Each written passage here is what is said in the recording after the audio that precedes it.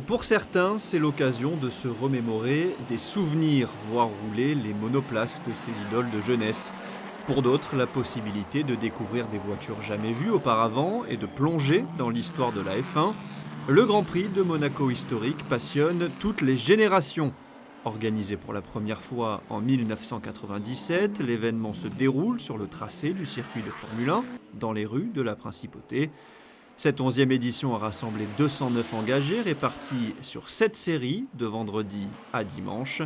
Parmi les curiosités, la série A des voitures de Grand Prix et voiturettes d'avant-guerre de 1927 à 1939. Parti en deuxième position sur la grille, Padins Dowling s'impose sur son ERA RB5 de 1936 devant l'autre ERA R1B de Michael Gantz et la Maserati d'Anthony Sinopoli. Le GP historique, c'est 3 décennies de Formule 1. En 3 jours, la série C rassemblait les voitures de sport de 1952 à 1957. Vainqueur il y a 2 ans, habitué de ce genre d'épreuve, le Britannique Chris Ward a mené la course de bout en bout sur sa Cooper Jaguar T33.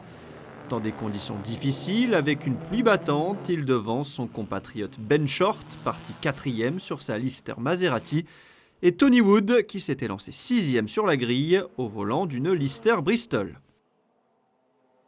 Changement d'apparence pour la série F des monoplaces qui ressemble un peu plus au bolide d'aujourd'hui.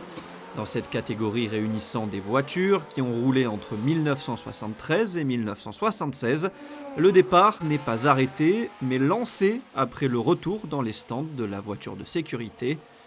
Dès le début de course, superbe manœuvre de Michael Lyons qui dépasse Stuart Hall au freinage à la sortie du tunnel. Le Britannique sur sa McLaren M26 ne sera jamais repris. 4 monégasques participaient à cette épreuve. Roll Guts perd malheureusement le contrôle de sa Tyrrell.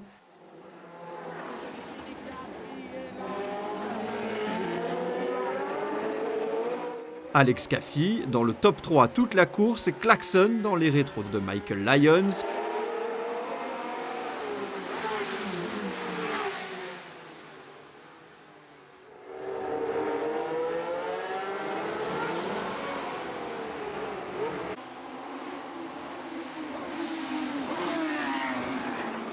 Mais part à la faute dans la chicane, il termine 14e derrière Yves Saguato, 13e. Fabrice Pantani sur la Surtees TS16 prend la 16e place. Dans les derniers tours, Jordan Grogor assure le spectacle et remonte 5e. Mais c'est bien Michael Lyons qui triomphe devant Stuart Hall et la Ferrari de Marco Werner.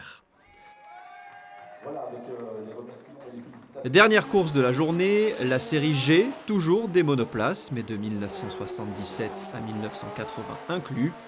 Principale nouveauté sur ces voitures, l'effet de sol qui offre plus d'adhérence et plaque en quelque sorte les monoplaces sur la piste.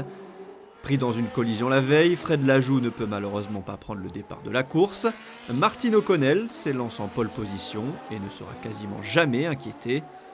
Michael Lyons en difficulté sur son Esquette 308E joue le rôle de bouchon. Nick Pastorelli et Jordan Grogor s'impatientent mais trouvent enfin la faille.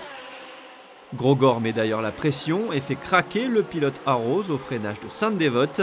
Il enchaîne les tours de qualif mais se retrouve bloqué une nouvelle fois, cette fois-ci derrière Nick Padmore.